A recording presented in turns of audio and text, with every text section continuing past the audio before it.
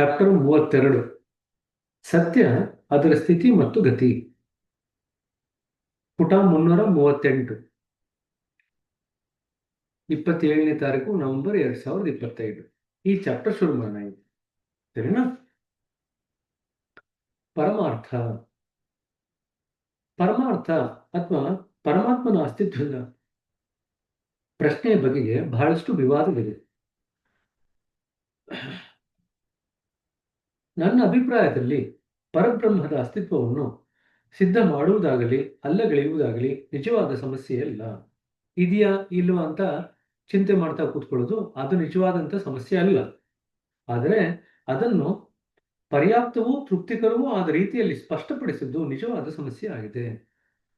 ಸರಿಯಾದಂಥ ರೀತಿಯಿಂದ ಅದ್ರ ಬಗ್ಗೆ ವಿವರಣೆ ಕೊಡೋದು, ಸ್ಪಷ್ಟಪಡಿಸೋದಿದೆಯಲ್ಲ, ಅದು ಬಹಳ ಕಷ್ಟವಾಗಿರ್ತಕ್ಕಂಥ ಸಮಸ್ಯೆ ಆಗಿದೆ. ಏಕೆಂತಂದ್ರೆ ಬೇರೆ ಬೇರೆ ಸಾಂಸ್ಕೃತಿಕ ಸನ್ನಿವೇಶಗಳಲ್ಲಿ ವೈಯಕ್ತಿಕ ಕಷ್ಟಗಳಿಂದಲೂ ಬೇಡಿಕೆಗಳಿಂದಲೂ ಹುಟ್ಟಿಕೊಂಡು ಬಲಗೊಂಡ ಉತ್ಸಾಹಿ ಅಂಧಶ್ರದ್ಧೆಯ ಅಂಶವು ಹೆಚ್ಚು ಹೆಚ್ಚು ಗೊಂದಲವನ್ನು ಉಂಟು ಮಾಡಿದೆ. ಬೇರೆ ಬೇರೆ ಸಂಸ್ಕೃತಿಗಳಲ್ಲಿ ಬೇರೆ ಬೇರೆಯವರು ಬೇರೆ ಬೇರೆ ರೀತಿಯಲ್ಲಿ ಇದರ ವಿಚಾರನ ವರ್ಣನೆ ಮಾಡಿರುವುದರಿಂದ ಸಾಕಷ್ಟು ಗೊಂದಲಗಳು ಹುಟ್ಟುಕೊಂಡಿವೆ. ಇದರ ಫಲವಾಗಿ ವಿಚಾರವಂತ ಮನುಷ್ಯನು ದೇವರು ಎಂಬ ಶಬ್ದವನ್ನು ಉಚ್ಚರಿಸಿದ ಕೂಡಲೇ ಸಹಜವಾಗಿ ಅಸಹ್ಯ ಪಡುತ್ತಾನೆ. ಎಷ್ಟು ಮಟ್ಟಿಗೆ ಗೊಂದಲ ಏರ್ಪಟ್ಟಿದೆ ಅಂತಂದ್ರೆ, ಯಾರಿಗಾನು ಸ್ವಲ್ಪ ವಿಚಾರ ಮಾಡತಕ್ಕಂಥ ಮನಸ್ಸುಳ್ಳವ್ರಿಗೆ ದೇವರು ಅಂತ ಏನಾದ್ರು ಮಾತಾಡ್ತು ಅಂತಂದ್ರೆ ಅವ್ರಿಗೆ ಅದ್ರ ಬಗ್ಗೆ ಮಾತಾಡ್ಬೇಕು ಅಂತ ಅನ್ಸಲ್ಲ, ಅಸಹ್ಯ ಬಂದಂಗೆ ಆಗುತ್ತೆ. ಪರಮಾರ್ಥದ ಬಗ್ಗೆ ವಿವಿಧ ಕಲ್ಪನೆಗಳಿವೆ. ಬೇರೆ ಬೇರೆ ಕಲ್ಪನೆಗಳಿವೆ. ಏನಿದೆ ಅಂತ ನೋಡೋಣ. ಅವರವರ ತಿಳುವಳಿಕೆ ಮತ್ತು ಯೋಗ್ಯತೆಗೆ ಅನುಸಾರವಾಗಿ ಜನರು ಅವರನ್ನು ಭಾವಿಸುತ್ತಾರೆ. ದೇವರ ಬಗೆಗೆ ಸರ್ವಸಾಮಾನ್ಯವಾಗಿ ಅಂಗೀಕೃತವಾದ ಭಾವನೆ ಎಂದರೆ ದೇವರು ಅನಂತ ಶಕ್ತಿ ಎಂಬುದು. ಇದು ಮೊದಲನೇ ಕಲ್ಪನೆ. ದೇವರು ಅಂದ್ರೆ ಅನಂತ ಶಕ್ತಿ.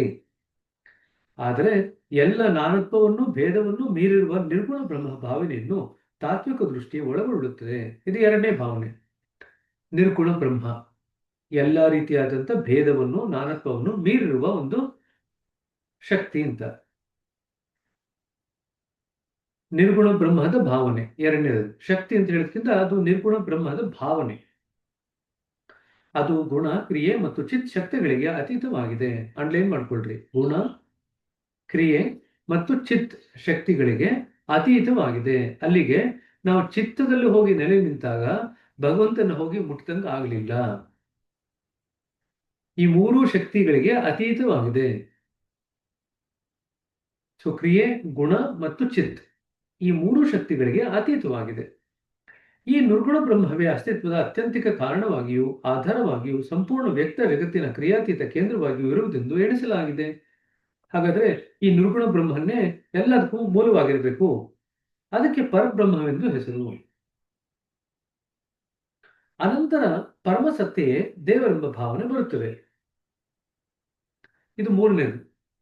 ನಿರ್ಗುಣ ಬ್ರಹ್ಮನ ನಂತರ ಬರ್ತಕ್ಕಂಥ ಪರಮಸತ್ತೆ ಅಂತ ಏನ್ ಹೇಳ್ತಾರಲ್ಲ, ಅದನ್ನ ನಾವು ಮೂರನೇದು ಅಂತ ಕರಿತೀವಿ. ದೇವರ ಒಂದು ವಿಚಾರದಲ್ಲಿ ವಿಶ್ವದಲ್ಲಿರುವ ವೈವಿಧ್ಯತೆಗಳನ್ನು ವಿಭಿನ್ನತೆಗಳನ್ನು ನೋಡಿ ಅದರ ಸೃಷ್ಟಿಕರ್ತನು ನಿಯಾಮಕನು ಆದವನಲ್ಲಿ ನಂಬಿಕೆ ಇಡುವಂತೆ ಆಗುತ್ತದೆ. ಅವನನ್ನು ಸಗುಣ ಬ್ರಹ್ಮನೆಂದು ಈಶ್ವರನೆಂದು ಕರೆಯುತ್ತೇವೆ. ಗುಣಗಳನ್ನು ಹೊಂದಿದ್ದಾನೆಂದು ಚಿರಂತನವಾದ ಸತ್ಯ ಎಂದು ಭಾವಿಸುತ್ತೇವೆ. ಅವನೇ ಈ ವಿಶ್ವದ ಮೂಲ ಕಾರಣನು, ಸೃಷ್ಟಿಕರ್ತನು, ಲಯಕರ್ತನು ಆಗಿದ್ದಾನೆ. ಇದು ಮೂರನೇದು. ಮೊದಲನೇದು ಭಗವಂತ ಅನಂತ ಶಕ್ತಿ ಅಂತ. ಎರಡನೇದು ನಿರ್ಗುಣ ಬ್ರಹ್ಮ, ಗುಣ, ಕ್ರಿಯೆ ಮತ್ತು ಚಿತ್ ಶಕ್ತಿಗಳಿಗೆ ಅತೀತವಾಗಿರ್ತಕ್ಕಂಥವನು ಅಂತ. ಮೂರನೇದು ಜಗತ್ತಿನ ಎಲ್ಲ ಸೃಷ್ಟಿಕರ್ತ, ನಿಯಾಮಕ ಮತ್ತೆ ಲಯಕರ್ತ. ಇದು ಮೂರನೇ ಭಾವನೆ, ಸಗುಣ ಬ್ರಹ್ಮ. ಇದು ಈಗ ಕೆಳಗಿನ ಮಟ್ಟದ ದೃಷ್ಟಿಯಿಂದ ನೋಡಿದಾಗ ಮಾತ್ರ ದೇವರು ಅಂದ್ರೆ ಮತಧರ್ಮದ ದೇವರು ಪೂಜಾ ಭಾವ್ಯನಾಗುತ್ತಾನೆ. ಇದು ಸಾಮಾನ್ಯವಾಗಿ ಎಲ್ಲ ಮತಧರ್ಮದ ಅಂತಿಮ ಗುರಿ. ಈ ಸಗುಣ ಬ್ರಹ್ಮಕ್ಕೆ ಅಪರ ಬ್ರಹ್ಮವೆಂದು ಹೆಸರು. ಸೊ ನಿರ್ಗುಣ ಬ್ರಹ್ಮಕ್ಕೆ ಪರಬ್ರಹ್ಮವೆಂದು, ಸಗುಣ ಬ್ರಹ್ಮಕ್ಕೆ ಅಪರ ಬ್ರಹ್ಮವೆಂದು ಹೆಸರು. ಈ ಸಗುಣ ಬ್ರಹ್ಮಕ್ಕೆ ಅಪರ ಬ್ರಹ್ಮವೆಂದು ಹೆಸರು. ಮೇಲೆ ಕಾಣಿಸಿರುವ ಎರಡೂ ಕಲ್ಪನೆಗಳ ಬಗ್ಗೆಯೂ ಧಾರ್ಮಿಕ ಗ್ರಂಥಗಳಲ್ಲಿ ಬಹಳವಾಗಿ ಹೇಳಲ್ಪಟ್ಟಿದೆ. ಸಗುಣ ಬ್ರಹ್ಮಕ್ಕಿಂತಲೂ ನಿರ್ಗುಣ ಬ್ರಹ್ಮ ಭಾವವಿರುವುದು ಎಂದು ಕೆಲವರು ಅಭಿಪ್ರಾಯಪಡುತ್ತಾರೆ.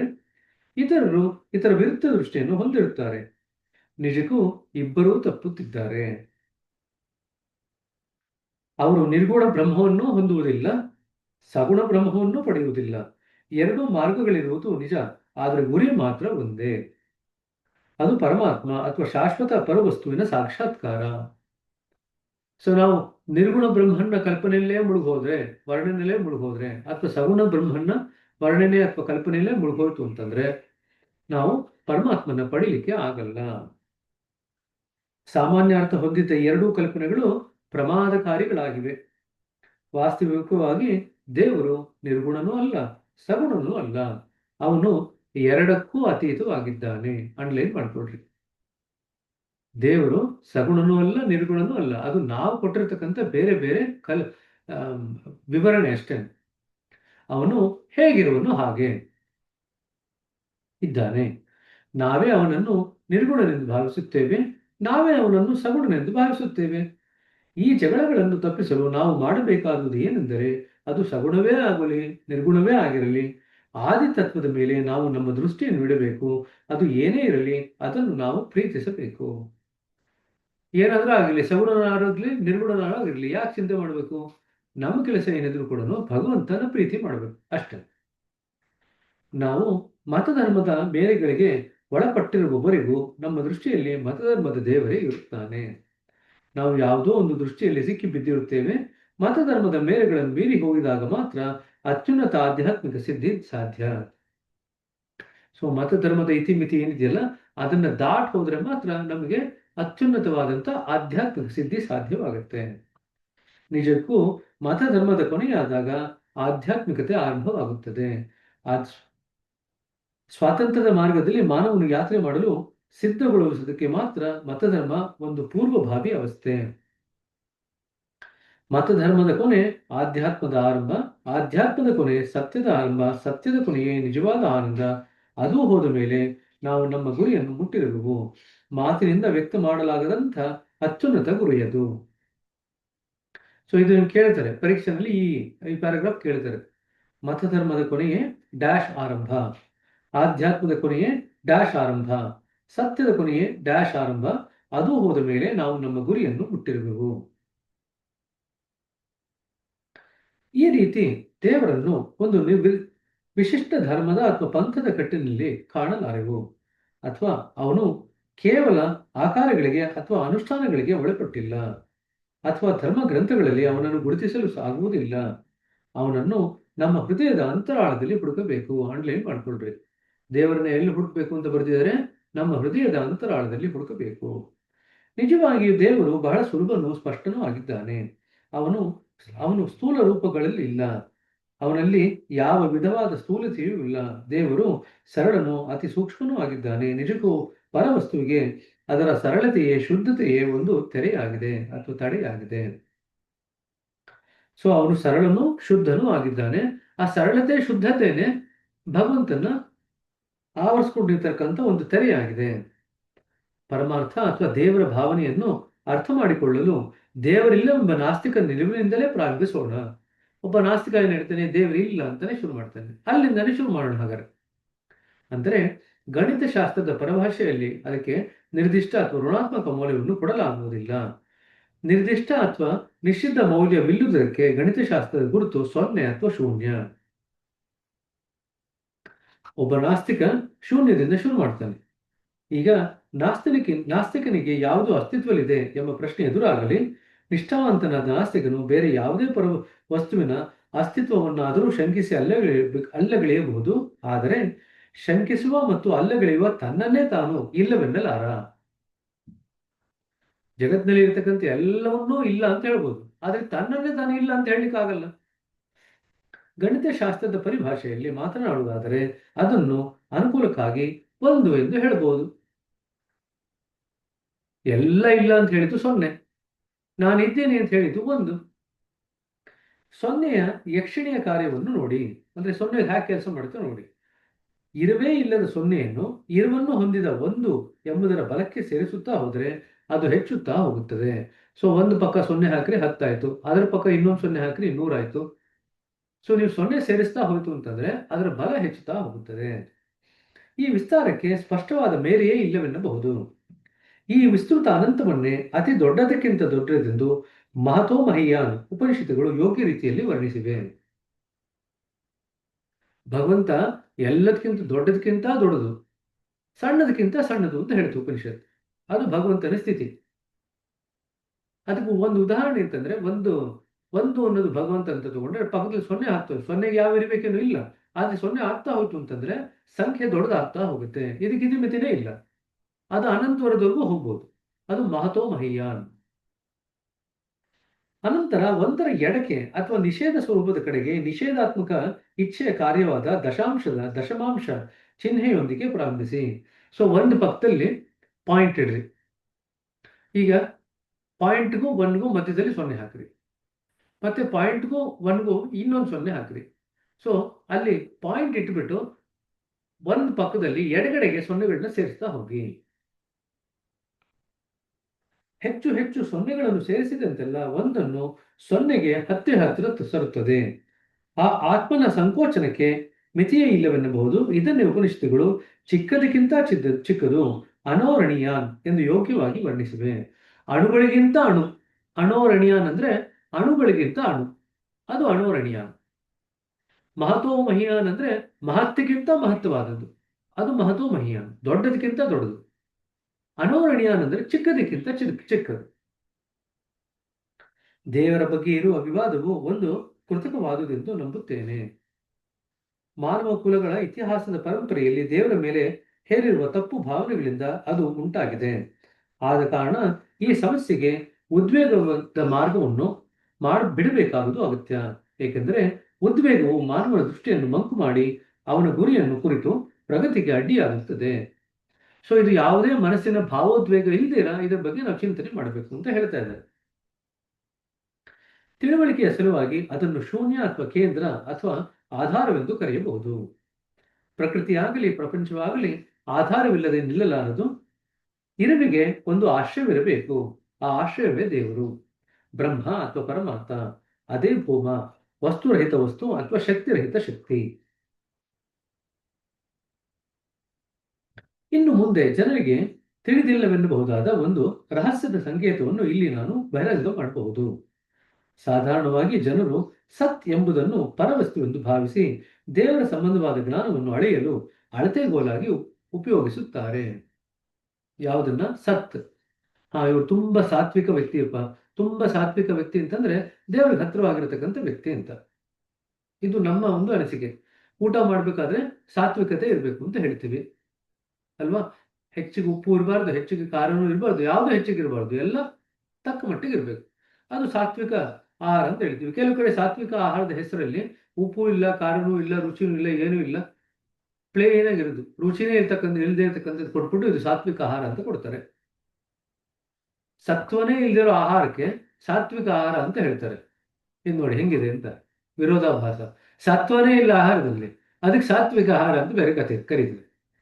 ಎಷ್ಟು ವಿರೋಧಾಭಾಸ ನೋಡಿ. ನಮ್ಗೆ ಗೊತ್ತಿಲ್ಲದ್ರೆ ಏನ್ ಮಾಡ್ತೀವಿ ನಾವು? ಆಯ್ತು. ಸಾಧಾರಣವಾಗಿ ಜನರು ಸತ್ ಎಂಬುದನ್ನು ಪರವಸ್ತುವೆಂದು ಭಾವಿಸಿ ದೇವರ ಸಂಬಂಧವಾದ ಜ್ಞಾನವನ್ನು ಅಳೆಯಲು ಅಳತೆಗೋಲಾಗಿ ಗಣಿಸುತ್ತಾರೆ. ವಾಸ್ತವವಾಗಿ ಇದೆಲ್ಲ ತಮದ ಮಂಡಲ ಮತ್ತು ತಮವೇ. ನಿಜವಾದ ಯೋಗಿಗೆ ಸಂಪಾದಿಸಲು ಯೋಗ್ಯವಾದ ಒಂದೇ ವಸ್ತು ಎಂದರೆ ಇದೆ. ಯಾವುದು? ತಮ. ಈ ಮಟ್ಟದವರೆಗೆ ಪ್ರವೇಶ ಪಡೆಯುವುದು ಬಹಳ ಕಷ್ಟವೆಂಬುದರಲ್ಲಿ ಸಂದೇಹವಿಲ್ಲ. ಸತ್ತನ್ನು ಪಡೆಯುವುದು ಬಹಳ ಸುಲಭದ ಕೆಲಸ. ಆದರೆ ತಮ ಎಂದು ಕರೆಯಲ್ಪಟ್ಟಿರುವ ಸ್ಥಿತಿಯನ್ನು ಅಷ್ಟು ಸುಲಭವಾಗಿ ಹೊಂದಲಾಗುವುದಿಲ್ಲ. ಅದರ ಆಚೆಗೆ ಏನೂ ಇಲ್ಲ. ಜನರು ಅದನ್ನು ಕುರಿತು ಬಹಳಷ್ಟು ಮಾತನಾಡುತ್ತಾರಾದರೂ ಅದರವರೆಗೂ ಪ್ರವೇಶ ಪಡೆಯಲು ಪ್ರಯತ್ನ ಮಾಡುವವರು ಬಹಳ ವಿರಳ. ಶುದ್ಧತೆ, ಸರಳತೆ, ಶಾಂತಿ ಕೂಡ ಅಲ್ಲಿ ಇಲ್ಲ. ಸೊ 17ನೇ ಬಿಂದುವಿನಲ್ಲಿ ಶುದ್ಧತೆ, ಶಾಂತತೆ, ಸರಳತೆ ಎಲ್ಲವೂ ಒಂದು ಉತ್ಕೃಷ್ಟ ಮಟ್ಟಕ್ಕೆ ಬರುತ್ತೆ. ಅದನ್ನು ದಾಟಿ ಹೋದ ಮೇಲೆ ನಿಮಗೆ ತಮದ ಸ್ಥಿತಿ ಬರುತ್ತೆ. ನಿಜಕ್ಕೂ ಅದು ಅವುಗಳೆಲ್ಲ ಆಚೆ ಇದೆ. ಜನ್ಮಗಳ ಅನೇಕ ವರ್ಷಗಳ ನಿರಂತರ ಶ್ರಮದಿಂದ ಸಂಪಾದಿಸಲ್ಪಡುವ ವಸ್ತು ಇದೆ. ಯಾವುದು? ತಮ. ತಮ ಮತ್ತು ತಮಸ್ಸನ್ನು ಕನ್ಫ್ಯೂಷನ್ ಮಾಡ್ಕೋಬಾರದು. ತಮಸ್ಸು ಒಂದು ಗುಣ, ತಮ ಒಂದು ಸ್ಥಿತಿ. ಮೂರು ಗುಣಗಳನ್ನು ದಾಟಿರ್ತಕ್ಕಂಥ ಒಂದು ಸ್ಥಿತಿ, ತ್ರಿಗುಣಾತೀತವಾದಂಥ ಸ್ಥಿತಿಗೆ ನಾವು ತಮ ಅಂತ ಕರಿತೀವಿ. ಆದರೆ ತಮಸ್ಸು ಅನ್ನೋ ಪದ ಉಪಯೋಗಿಸಿದಾಗ ಅದು ಗುಣಗಳಲ್ಲಿ ಒಂದು ಗುಣ. ನಿಜಕ್ಕೂ ಅದು ಇವೆಲ್ಲಗಳ ಆಚೆ ಇದೆ. ಜನ್ಮಗಳ ಅನೇಕ ವರ್ಷಗಳ ನಿರಂತರ ಶ್ರಮದಿಂದ ಸಂಪಾದಿಸಲ್ಪಡುವ ವಸ್ತು ಇದೆ. ಯಾವುದು? ತಮ. ಪ್ರಪಂಚದ ಅತಿ ದೊಡ್ಡ ಸಂತರು ಕೂಡ ಈ ವಿಷಯದಲ್ಲಿ ಗುರಿ ಮುಟ್ಟದವರಾಗಿದ್ದಾರೆಂದು ನಾನು ಧೈರ್ಯವಾಗಿ ಹೇಳಬಲ್ಲೆ. ಸಾಧಕನು ಹಂಬಲಿಸುವ ಶೂನ್ಯ ಸ್ಥಿತಿ ಅದರಲ್ಲಿದೆ. ಅದೇ ನಿಜವಾದಂಥ ಜೀವನ. ಈ ಮಟ್ಟವನ್ನು ಮುಟ್ಟುವುದಕ್ಕೆ ಮುಂಚೆ ಎಲ್ಲ ಕ್ರಿಯೆಗಳು ನಿಲ್ಲುತ್ತವೆ. ನಾವು ಓದಿದ್ವಲ್ಲ, ಕ್ರಿಯೆ ಮೂರಿಲ್ಲ: ಚಿತ್ತಶಕ್ತಿ, ಕ್ರಿಯೆ ಮತ್ತು ಇನ್ನೊಂದು ಮೂರು ಗುಣ. ಗುಣ, ಕ್ರಿಯೆ ಮತ್ತು ಚಿತ್ತಶಕ್ತಿ, ಈ ಮೂರನ್ನೂ ದಾಟಿರ್ತಕ್ಕಂಥ ಸ್ಥಿತಿ ಅಂತಂದ್ರೆ ತಮದ ಸ್ಥಿತಿ. ಅದು ಕೇಂದ್ರ ಬಿಂದು ಮತ್ತು ಪರಮಾರ್ಥದ ನಿಜ ಸ್ಥಿತಿ. ಎಷ್ಟೇ ಕಷ್ಟಪಟ್ಟರೂ ಅನೇಕರು ಇದನ್ನು ಮುಟ್ಟಲಾಗುವುದಿಲ್ಲ. ಜನರು ಈ ತಮದ ಸ್ಥಿತಿಯನ್ನು ತಮ್ಮ ಅತ್ಯಂತ ಘಾತುಕ ಶತ್ರು ಎಂದು ಭಾವಿಸುತ್ತಾರೆ. ಯಾರಲ್ಲಿ ಈ ಸಂಪೂರ್ಣ ಅಜ್ಞಾನದ ಸ್ಥಿತಿ ಪೂರ್ಣವಾಗಿ ನೆಲೆಗೊಂಡಿದೆಯೋ ಅಂಥ ಒಬ್ಬ ವ್ಯಕ್ತಿಯನ್ನು ನಿರೀಕ್ಷಿಸಿದರೆ ಅತ್ಯುನ್ನತ ಪ್ರಗತಿಯ ಮಟ್ಟವನ್ನು ಮನಗಾಣಬಹುದಾಗಿದೆ. ಆತನಿಗೆ ಸಣ್ಣ ಮಗುವಿನಂತೆ ತನ್ನ ಸ್ಥಿತಿಯ ಬಗ್ಗೆ ಅರಿವೇ ಇರುವುದಿಲ್ಲ. ಆದರೆ ಅದಕ್ಕೆ ಸತ್ನ ಸ್ವಲ್ಪ ಸ್ಪರ್ಶ ಮಾಡಿಸಿದರೆ ಆಗ ಆತನಿಗೆ ತನ್ನ ತಮದ ಸ್ಥಿತಿ ಅರಿವಾಗಲು ಪ್ರಾರಂಭವಾಗುತ್ತದೆ. ಇವು ಎರಡೂ ಸಂಧಿಸುವ ಬಿಂದು ಹೊಸ ಸ್ಥಿತಿಯನ್ನು ಸೃಷ್ಟಿ ಮಾಡುತ್ತದೆ. ಸೊ ಒಂದು ವ್ಯಕ್ತಿ ತಮದಲ್ಲಿತ್ತು ಅಂತಂದ್ರೆ ಅವರು ತಮದ ಸ್ಥಿತಿಯಲ್ಲಿ ಇದೀವಿ ಅಂತ ಅರಿವೇ ಇರಲ್ಲ. ಅರಿವು ಪೂರ್ತಿ ಹೋದಾಗ ಮಾತ್ರನೇ ತಮದ ಸ್ಥಿತಿಯಲ್ಲಿ ಇದ್ದಾರೆ ಅಂತ. ಆದರೆ ಅವ್ರಿಗೆ ನೀವೇನಾದ್ರು ಪ್ರಶ್ನೆ ಕೇಳಿದ್ರೆ, ಯಾವ್ದಾದ್ರು ಸ್ಪಷ್ಟತೆ ಕೇಳಿದ್ರೆ ಸತ್ವವನ್ನು ಅವರಿಗೆ ಕೊಟ್ಟಂಗೆ ಆಗುತ್ತೆ. ಈ ಸತ್ ಮತ್ತು ತಮ ಎರಡೂ ಎಲ್ಲಿ ಒಗ್ಗೂಡುತ್ತೋ, ಎಲ್ಲಿ ಸಂಧಿಸುತ್ತೋ ಅಲ್ಲಿ ಒಂದು ಹೊಸ ಸ್ಥಿತಿ ನಿರ್ಮಾಣ ಆಗುತ್ತೆ. ಎಳೆ ಮಗುವಿನ ತರ ಇರ್ತಾರೆ ಅವರು. ಸಾಮಾನ್ಯವಾಗಿ ಹೊಳೆಯುವ ಮತ್ತು ಪೂರೈಸುವ ಯಾವುದೇ ವಸ್ತುವಾಗಲಿ ಕಣ್ಣುಗಳನ್ನು ಸೆಳೆಯುತ್ತದೆ. ಅದನ್ನೇ ನಾವು ಸಾಮಾನ್ಯವಾಗಿ ಸತ್ ಎಂದು ಭ್ರಮಿಸುತ್ತೇವೆ. ಈ ಹೊಳೆಯುವ ವಸ್ತು ಮಾಯೆಯ ಹೊರತು ಮತ್ತೇನೂ ಅಲ್ಲ. ಅದು ಇದರ ಬಗ್ಗೆ ಬಹಳಷ್ಟು ಹೊಗಳಿ ಮಾತನಾಡುವವರು ಆಧ್ಯಾತ್ಮಿಕ ಮಂಡಲದಿಂದ ಕೂಡ ಬಹಳ ದೂರವಾಗಿದ್ದಾರೆ. ಇನ್ನು ಸತ್ಯದ ಮಾತು ಹೇಳುವುದೇ ಬೇಡ. ಆದ್ದರಿಂದ ಈ ಸಂದರ್ಭದಲ್ಲಿ ಏನನ್ನೂ ಕೇಳಲು ಮನಸ್ಸು ಮಾಡದಂತ ಮತ್ತು ಏನನ್ನೂ ಗ್ರಹಿಸದಂತ ಜಡತ್ವದ ಒಂದು ಸ್ಥಿತಿಯನ್ನು ಜನರು ಬೆಳೆಸಿಕೊಂಡಿದ್ದಾರೆ. ಎಲ್ಲ ಬೆಳಕಿನ ಕಡೆಗೆ ಆಕರ್ಷಿತರಾಗ್ತಾರೆ. ಬೆಳಕು ಕತ್ತಲೆಗಳ ಆಚೆ ಇರುವ ಸತ್ಯದ ದರ್ಶನವನ್ನೇ ಜನರು ಕಳೆದುಕೊಂಡಿದ್ದಾರೆ. ನಿಜವಾದ ಸತ್ಯ ವಸ್ತು ಅಂತಂದ್ರೆ ಬೆಳಕು ಮತ್ತು ಕತ್ತಲೆ ಎರಡನ್ನೂ ದಾಟಿರ್ತಕ್ಕಂಥ ಸ್ಥಿತಿಲಿದೆ. ಇದನ್ನೇ ಮಿಷನಿನ ಬೋಧ ಚಿಹ್ನೆಯಲ್ಲಿ ತೋರಿಸಿರುವುದು. ನಿಜವಾದ ಅರ್ಥದಲ್ಲಿ ಮನುಷ್ಯನು ಪರಿಪೂರ್ಣತೆಯ ಸ್ಥಿತಿ ಇದೇ ಆಗಿದೆ. ಆ ಸ್ಥಿತಿಯಿಂದ ಪತನವಾಗಲಿ ಹಾನಿಯಾಗಲಿ ಸಾಧ್ಯವಿಲ್ಲ. ಅಂದ್ರೆ ತಮದ ಸ್ಥಿತಿಗೆ ಹೋದ್ಮೇಲೆ ಪತನವಾಗಲಿ ಹಾನಿಯಾಗಲಿ ಸಾಧ್ಯವಿಲ್ಲ. ಇದು ದರ್ಶನದ ಬಹಳ ಸೂಕ್ಷ್ಮ ಅಂಶ. ಸಂತರು ಬೆಳಕು ಅಲ್ಲದ ಕತ್ತಲು ಅಲ್ಲದ ಈ ಸ್ಥಿತಿಯನ್ನು ಸಾಧಾರಣವಾಗಿ ಸತ್ವವೆಂದು ಕರೆದಿದ್ದಾರೆ. ಅದು ತಪ್ಪು, ಅದು ಸರಿಯಲ್ಲ. ಅದು ಅದರಿಂದ ಬಹಳ ಆಚೆಗಿದೆ. ಅದು ನಿಜವಾಗಿ ಬಹಳ ಆಚೆ ಇರುವ ಸತ್ಯದ ಪ್ರತಿಚ್ಛಾಯೆ ಆಗಿದೆ. ಇವರೇನು ಬೆಳಕು ಅಲ್ಲದ ಕತ್ತಲೆಯೂ ಅಲ್ಲದ ಸತ್ಯದ ಸ್ಥಿತಿ ಅಂತ ಏನ್ ಕರೆದಿದಾರಲ್ಲ, ಅದು ಸತ್ವದ ಸ್ಥಿತಿ ಅಂತ ಏನ್ ಕರೆದಿದಾರಲ್ಲ, ಅದು ನಿಜವಾದಂತ ಸತ್ಯ ವಸ್ತುವಿನ ಸ್ಥಿತಿಯ ಪ್ರತಿಚ್ಛಾಯೆ ಆಗಿದೆ. ಈ ಪುಟಗಳಲ್ಲಿ ಓದುತ್ತಿರುವ ಅನೇಕರಿಗೆ ಇದು ಆಶ್ಚರ್ಯವೆನಿಸಬಹುದು. ಆದರೆ ಆಧ್ಯಾತ್ಮ ವಿದ್ಯೆಯಲ್ಲಿ ಮುಂದುವರೆದವರಿಗೂ ಈ ವಿಜ್ಞಾನದ ಸಂಪೂರ್ಣ ಜ್ಞಾನವಿರುವವರೆಗೂ ಮಾತ್ರ ನಾನು ಇದನ್ನು ಬರೆದಿದ್ದೇನೆ. ಇದರ ಅನುಭವವನ್ನು ಪ್ರಾಯೋಗಿಕ ಮಾರ್ಗದಲ್ಲಿ ಮಾತ್ರ ನೋಡಬಹುದು. ಮತ ಧರ್ಮದ ಮೇರೆಗಳಲ್ಲಿ ಕಾಣಲಾಗದು. ಇದು ಸಂಪೂರ್ಣ ಬೇರೆಯೇ ದಾರಿ. ಇದೇ ಒಂದು ವಿಜ್ಞಾನವಾಗಿದೆ. ಯಾರೊಬ್ಬರೇ ಆಗಲಿ ತಮ್ಮ ಒಳಗಡೆಯಿಂದ ಪ್ರಕೃತಿಯನ್ನು ನೋಡುವ ಸಾಮರ್ಥ್ಯವನ್ನು ಬೆಳೆಸಿಕೊಂಡು ಸಾಕಷ್ಟು ಅರ್ಹತೆಯನ್ನು ಪಡೆಯದ ಹೊರತು ಅವರಿಗೆ ಇದು ಲಭ್ಯವಿಲ್ಲ. ಇಲ್ಲಿಗೆ ನಿಲ್ಸೋಣಂತೆ. ಏನ್ ಹೇಳ್ತಿದೆ ಬಾಬೂಜಿ ಅಂತಂದ್ರೆ, ಸತ್ವ ನಮ್ಮ ಗುರಿ ಅಲ್ಲ, ಸತ್ಯ ವಸ್ತು ನಮ್ಮ ಗುರಿ. ಸತ್ವ ಒಂದು ಗುಣಗಳಲ್ಲಿ ಸೇರುತ್ತೆ. ಸತ್ವ ಬೆಳಕಿನಲ್ಲಿ ಇರುತ್ತೆ. ಆದ್ರೆ ನಾವು ಗುರಿಯನ್ನು ಮುಟ್ಟಬೇಕಾಗಿರ್ತಕ್ಕಂಥ ತಮದ ಸ್ಥಿತಿ ಬೆಳಕು ಮತ್ತು ಕತ್ತಲೆ ಎರಡನ್ನೂ ದಾಟಿರ್ತಕ್ಕಂಥ ಸ್ಥಿತಿಗೆ ನಾವು ಹೋಗ್ಬೇಕು. ಅದು ತಮದ ಸ್ಥಿತಿ. ಅದು ಅತಿ ದುರ್ಲಭ. ಎಷ್ಟೇ ಕಷ್ಟಪಟ್ಟರು ಕೂಡ ಹಲವಾರು ಜನರಿಗೆ ಅದು ಸಿಗದೇ ಇರಬಹುದು. ಅದಕ್ಕೆ ನಿಮಗೆ ಸಮರ್ಥವಾದಂಥ ಗುರುವಿನ ಒಂದು ನೆರವು ಬೇಕು. ಸಮರ್ಥ ಗುರುವಿನ ನೆರವಿನಲ್ಲಿ ನಾವು ಸಾಧನೆ ಮಾಡಿದ್ದೇ ಆದರೆ ನಾವು ತಮದ ಸ್ಥಿತಿಗೆ ಹೋಗ್ಲಿಕ್ಕೆ ಸಾಧ್ಯ ಉಂಟು. ಸೊ ಸತ್ವ ನಮ್ಮ ಗುರಿಯಲ್ಲ ಅಂತ ಸ್ಪಷ್ಟಪಡಿಸ್ತಾ ಇದ್ದಾರೆ. ಸತ್ವದಲ್ಲಿ ಬೆಳಕುಂಟು. ಸತ್ವ ಇದೆಯಲ್ಲ, ಅದು ಸತ್ಯ ವಸ್ತು ಇದೆಯಲ್ಲ, ಆ ಸತ್ಯ ವಸ್ತುವಿನ ಪ್ರತಿಚ್ಛಾಯೆ ಸತ್ವ ಅಂತ ಕರೀತಾರೆ. ಸತ್ಯ ವಸ್ತುವಿನ ಪ್ರತಿಚ್ಛಾಯೆ ಸತ್ವ. So the reflection of the centre are the ultimate is ಸತ್ವ. ಸರಿನಾ? ಇದು ಅರ್ಥ ಮಾಡ್ಕೊಬೇಕು, ಎರಡಕ್ಕೂ ಇರತಕ್ಕಂಥ ವ್ಯತ್ಯಾಸ. ಸರಿನಾ?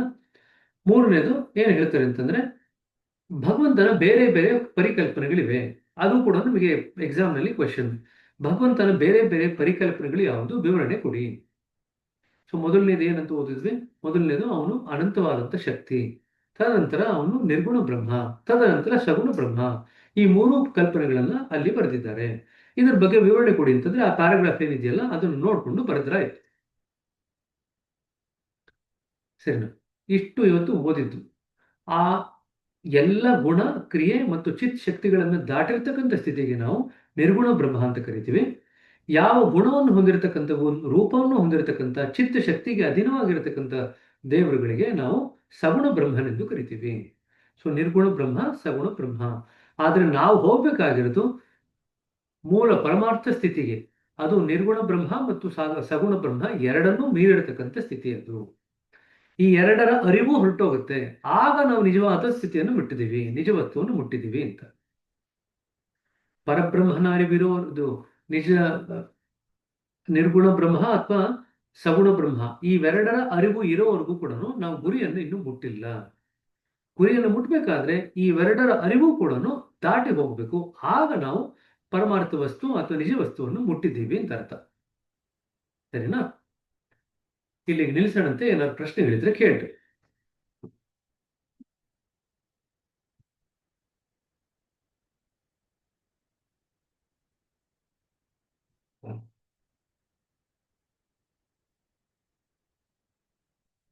ಸೊ ಭಗವಂತನ ಬೇರೆ ಬೇರೆ ಪರಿಕಲ್ಪನೆಗಳು, ಅದು ಒಂದು ಪ್ರಶ್ನೆ. ಅದೊಂದು ಪ್ಯಾರಾಗ್ರಾಫ್ ಅಂಡರ್ಲೈನ್ ಮಾಡಿಸಿದ್ನಲ್ಲ. ಎಲ್ಲಿ ಮತಧರ್ಮ ಕೊನೆ ಆಗುತ್ತೆ ಅಲ್ಲಿ ಆಧ್ಯಾತ್ಮ ಶುರು ಆಗುತ್ತೆ, ಆಧ್ಯಾತ್ಮ ಕೊನೆಯಾದ ಕಡೆ ನಿಮಗೆ ನಿಜ ಶುರು ಆಗುತ್ತೆ, ಆ ನಿಜ ಕೊನೆ ಆಗಿದ ಕಡೆ ಆನಂದ ಶುರು ಆಗುತ್ತೆ, ಆನಂದವೂ ಕೊನೆ ಆದಾಗ ನಾವು ನಮ್ಮ ಗುರಿಯನ್ನು ಮುಟ್ಟಿದ್ದೀವಿ. ಅದು ಆ ಪ್ಯಾರಾಗ್ರಾಫ್, ಅದು ಕೂಡ ನಿಮಗೆ ಎಕ್ಸಾಮ್ನಲ್ಲಿ ಪ್ರಶ್ನೆ ಬರುತ್ತೆ. ತಮದ ಸ್ಥಿತಿ ಮತ್ತು ಸತ್ವದ ಸ್ಥಿತಿಗೆ ಇರ್ತಕ್ಕಂಥ ವ್ಯತ್ಯಾಸವನ್ನು ವಿವರಣೆ ಕೊಡಿ. ಇದು ಕೂಡ ಎಕ್ಸಾಮ್ನಲ್ಲಿ ಪರೀಕ್ಷೆಯಲ್ಲಿ ಪ್ರಶ್ನೆ ಬರುತ್ತೆ.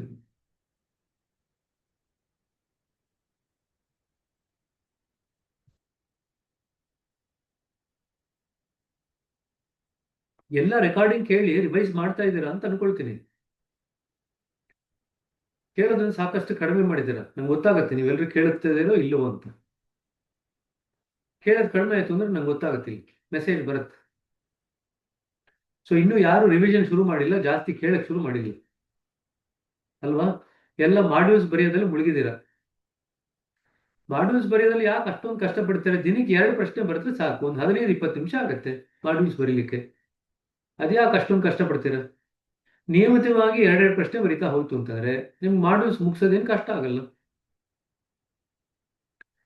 ನಿಮ್ಮ ಸಿಟಿಗಳ ಜೊತೆ ಸಂಬಂಧ ಏರ್ಪಟ್ಟಿದೆ ಅಂತ ಅನ್ಕೊಳ್ತೀನಿ. ಅವ್ರ ಜೊತೆ ಸಿಟ್ಟಿಂಗ್ ನಡೀತಾ ಇದೆ, ಅವ್ರ ಜೊತೆಗೆ ನೀವು ಮಾಡ್ಯೂಲ್ಸ್ ಎಲ್ಲ ಬರೆದು ಅವ್ರು ಕಳಿಸ್ತಾ ಇದ್ದೀರಿ ಅಂತ ಅನ್ಕೊಳ್ತೀನಿ. ಯಾಕಂದ್ರೆ ಆಲ್ರೆಡಿ ನಾವು 3ನೇ ವಾರಕ್ಕೆ ಬಂದಾಯ್ತು.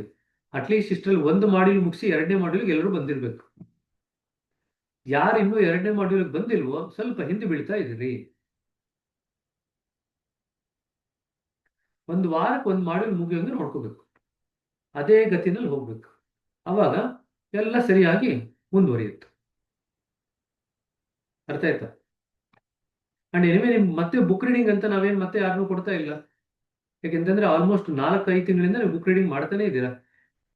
ಸೊ ಹಾಗಾಗಿ ನೀವೆಲ್ಲ ರೆಕಾರ್ಡಿಂಗ್ ಕೇಳಿಸ್ಕೊಂಡು, ನೀವು ರಿವಿಷನ್ ಮಾಡಿಕೊಂಡು, ನೀವೇ ನೋಟ್ಸ್ ಮಾಡಿಕೊಂಡು, ನೀವೇ ಓದ್ಕೊಂಡು ಗ್ರಹಿಸ್ಕೊಳ್ಳಿಕ್ಕೆ ಶುರು ಮಾಡ್ತು ಅಂತಂದ್ರೆ, ಅವಲೋಕನ ಮಾಡ್ಕೊಳ್ತು ಅಂತಂದ್ರೆ ಚೆನ್ನಾಗಿ ಪರೀಕ್ಷೆಗೆ ಚೆನ್ನಾಗಿ ತಯಾರಾಗ್ತೀರಿ.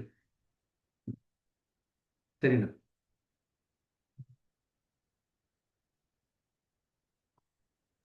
ಬ್ರದರ್, ಏನ್ರಿ 339 ಪೇಜಲ್ಲಿ ಅದು ಪರಮಾತ್ಮ ಅಥವಾ ಶಾಶ್ವತ ಪರವಸ್ತಿನ ಸಾಕ್ಷಾತ್ಕಾರ ಇದೆಯಲ್ಲ, ಸ್ವಲ್ಪ ವಿವರಿಸಿ ಬ್ರದರ್. 339 ಲಾಸ್ಟ್ ಇಂದ 4ನೇ ಲೈನ್. ನೀವೇ ಓದ್ರಿ. ಅದು ಪರಮಾತ್ಮ ಅಥವಾ ಶಾಶ್ವತ ವಸ್ತುವಿನ ಸಾಕ್ಷಾತ್ಕಾರ. ಸಾಮಾನ್ಯ ಅರ್ಥ ಹೊಂದಿದ 2 ಕಲ್ಪನೆಗಳು ಪ್ರಮಾದಕಾರಿಗಳಾಗಿವೆ. ವಾಸ್ತವವಾಗಿ ದೇವರು ನಿರ್ಗುಣನೂ ಅಲ್ಲ, ಸಗುಣನೂ ಅಲ್ಲ. ಅದನ್ನೇ ಇವತ್ತು ನಾನು ಹೇಳಿದ್ದು. ನೀವು ದೇವರು ನಿರ್ಗುಣ ಅಂತ ವಾದ ಮಾಡ್ತಾ ಹೋಗಿ ಅದರಲ್ಲೇ ಸಿಕ್ಕಾಕೊಂಡ್ರೆ, ಅಥವಾ ದೇವರು ಸಗುಣ ಅಂತ ಹೇಳಿ ಅದರಲ್ಲಿ ವಾದ ಮಾಡ್ತಾ ಕೊಂಡು ಅದರಲ್ಲೂ ಸಿಕ್ಕಾಕೊಂಡ್ರೆ, ನೀವು ಏನು ಗ್ರಹಿಸ್ಕೋಬೇಕಿತ್ತೋ ಅದನ್ನು ಗ್ರಹಿಸಲಿಲ್ಲ ಅಥವಾ ಗಳಿಸಲಿಲ್ಲ. ಈ ವಾದ ವಿವಾದಗಳಲ್ಲಿ ನಾವು ಚಿಂತೆ ಮಾಡ್ದಿರಾ, ಮುಳುಗ್ದೀರಾ, ಭಗವಂತ ಅವನ ಸ್ಥಿತಿ ಹೇಗಿದೆ ಅಂತ ಯಾರನ್ನು ಕೇಳಿದ್ರೆ ಅವನು ಹೇಗಿದ್ದಾನೋ ಹಾಗೆ ಅಂತ ಹೇಳ್ಬೇಕಷ್ಟೇ. ಇನ್ಯಾವ ವಿವರಣೆನೂ ಕೊಡ್ಲಿಕ್ಕೆ ಆಗಲ್ಲ ಭಗವಂತನ ಸ್ಥಿತಿ. ಅವನು ಹೇಗಿದ್ದಾನೋ ಹಾಗಿದ್ದಾನೆ ಅಷ್ಟೇ. ಈ ಸ್ಥಿತಿ ಇದೆಯಲ್ಲ, ಇದು ನಿಜವಾದಂತ ಭಗವಂತನ ಸ್ಥಿತಿ. ಹೇಗಿದ್ದಾನೋ ಹಾಗೆ, ಬೇರೆ ಯಾವ ವಿವರಣೆನೂ ಕೊಡ್ಲಿಕ್ಕೆ ಆಗಲ್ಲ. ಹಾಗಾದ್ರೆ ಅದು ನಿರ್ಗುಣಕ್ಕೆ ಹೋಲಿಸಿದ್ರೆ, ಸಗುಣಕ್ಕೆ ಹೋಲಿಸಿದ್ರೆ ಅವೆರಡನ್ನೂ ಮೀರಿರತಕ್ಕಂಥ ಸ್ಥಿತಿ. ಅವನು ಹೇಗಿದ್ದಾನೋ ಹಾಗೆ ಇದ್ದಾನೆ, ಇದು ಭಗವಂತನ ಸ್ಥಿತಿ. ಸೊ ನಾವು ನಿರ್ಗುಣ ಮತ್ತು ಸಗುಣ ಈ ಎರಡು ವಾದಗಳಲ್ಲಿ ಸಿಕ್ಕಾಕೊಳ್ದಿರ ಭಗವಂತ ಹೇಗಿದ್ದಾನೋ ಹಾಗೆ ಅವನನ್ನು ಅನುಭವಿಸ್ಲಿಕ್ಕೆ ನಾವು ಪ್ರಯತ್ನ ಪಡಬೇಕು, ಹಾಗೆ ಅವನನ್ನು ಗ್ರಹಿಸ್ಲಿಕ್ಕೆ ನಾವು ಪ್ರಯತ್ನ ಪಡಬೇಕು. ಇದು ನಮ್ಮ ಸಹಜ ಮಾರ್ಗ ಪದ್ಧತಿಯಲ್ಲಿ ನಾವು ಮಾಡ್ತಕ್ಕಂಥದ್ದು. ಸರಿನಾ? Okay, thank you.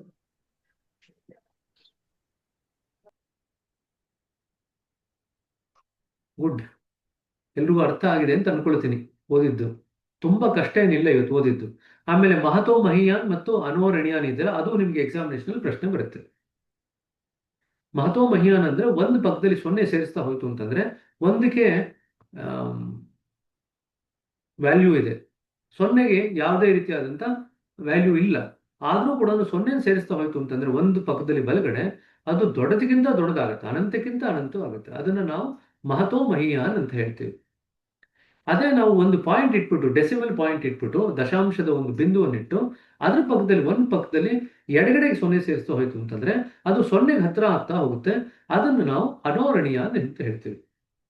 ಇದು ಕೂಡ ನಿಮಗೆ ಪ್ರಶ್ನೆ ಬರುತ್ತೆ. ಮಹತೋ ಮಹಿಯಾನ್ ಮತ್ತು ಅನೋರಣೀಯಾನ್ ಬಗ್ಗೆನೂ ನಿಮಗೆ fill in the blanks, match the following ಅಥವಾ ಅದ್ರ ಬಗ್ಗೆ ವಿವರಣೆ ಕೊಡಿ ಅಂತಾನೋ ಸಣ್ಣ ಪ್ರಶ್ನೆ ಬರ್ಬೋದು. ಸರಸ್ವತಿ ಕೇಳ್ರಿ. ನಮಸ್ಕಾರ ರೀ ಅಣ್ಣ. ಇದು ಕ್ವಶನ್ ಬಂದಾವಲ್ರಿ, ಈಗ ಇದನ್ನು ಓದಿ ಆರ್ಟ್ಫುಲ್ನೆಸ್ ವೇ ಅನ್ವೇಷಣೆ ಯಾತ್ರೆ ಅದೇ ಬುಕ್ಕಿನಲ್ಲಿ ತಗೋಬೇಕ್ರಿ, ಏನ್ ಸಮಗ್ರ ಕೃತಿಯಲ್ಲಿ ಹುಡುಕಿ ತಗೋಬಹುದ್ರಿ? ಅವ್ರ ಪುಸ್ತಕ ಬರೆದಿರ್ತಾರೆ, ಯಾವ ಪುಸ್ತಕದಿಂದ ಆ ಪ್ರಶ್ನೆ ಆಯ್ಕೆ ಮಾಡಿದ್ದಾರೆ ಅಂತ ಆ ಪ್ರಶ್ನೆ ಆ ಪುಸ್ತಕ ನೋಡ್ಕೊಂಡು ಬರಿಬೇಕಾಗತ್ತೆ. ಅದೇ ಬುಕ್ ಅಲ್ಲೇ ನೋಡ್ಬೇಕ್ರಿ? ಹೌದು, ಅವ್ರು ಅದಕ್ಕೆ ಪುಸ್ತಕ ಹೆಸರು ಕೊಡೋದು. ಕೊಟ್ಟಾರ್ರಿ ಹೆಸರು. ಅದೇ ನಾವು ನಿನ್ನೆ ಹುಡುಕಿದ್ವಿ, ಒಂದ್ ಕ್ವಶನ್ ಸಿಗ್ಲಿಲ್ಲ. ಮತ್ತೆ ಸಮಗ್ರ ಕೃತಿಯಲ್ಲಿ ನೋಡಕ್ ಹೋದಿವ್ರಿ, ಅದಕ್ಕೆ ಕೇಳ. ಸಿಸ್ಟರ್ ಒಂಚೂರು ವಾಲ್ಯೂಮ್ ಕಡಿಮೆ ಮಾಡ್ಕೊಂಡ್ರಿ. ಎಷ್ಟು ಜೋರಾಗಿ ಕೇಳಿಸ್ತಿದೆ ಅಂತಂದ್ರೆ ನಿಮ್ಮ ಹತ್ರ ಒಂದು ಅರ್ಧ ಗಂಟೆ ಹಿಂಗೆ ಮಾತಾಡ್ಬಿಟ್ರೆ ಕಿವುಡ್ ಆಗ್ಬಿಡ್ತಾರೆ ಅಷ್ಟೇ ಯಾರಾದ್ರು. ವಾಲ್ಯೂಮ್ ಕಡಿಮೆ ಮಾಡ್ಕೊಳ್ರಿ, ನಿಮ್ಗೆ ಅದು ಕಿವಿಗೆ ಒಳ್ಳೇದಲ್ಲ ಅಷ್ಟು ಜೋರಾಗಿ ಕೇಳೋದು. ಸರಿನಾ? ಇದು ನಾನು ಲಾಸ್ಟ್ ಟೈಮು ಗಮನಿಸಿದ್ದೆ ಸರಸ್ವತಿ ಸಿಸ್ಟರ್, ನಿಮ್ಮ ಫೋನ್ನ ವಾಲ್ಯೂಮ್ನ ಕಡಿಮೆ ಮಾಡ್ಕೊಳ್ರಿ. ಸರಿನಾ? ಇಲ್ಲ ನಿಮ್ಮ ಕಿವಿಗೂ ತೊಂದರೆ, ಬೇರೆಯವ್ರ ಕಿವಿಗೂ ತೊಂದರೆ ಆಗುತ್ತೆ. ಸರಿ, ಆಯ್ತು, ನೋ ಪ್ರಾಬ್ಲಮ್. ಸರಿ, ಹಾಗಾದ್ರೆ ಇಲ್ಲಿ ನಿಲ್ಲಿಸೋಣಂತೆ ಇವತ್ತು. ಮತ್ತೆ ನಾಳೆ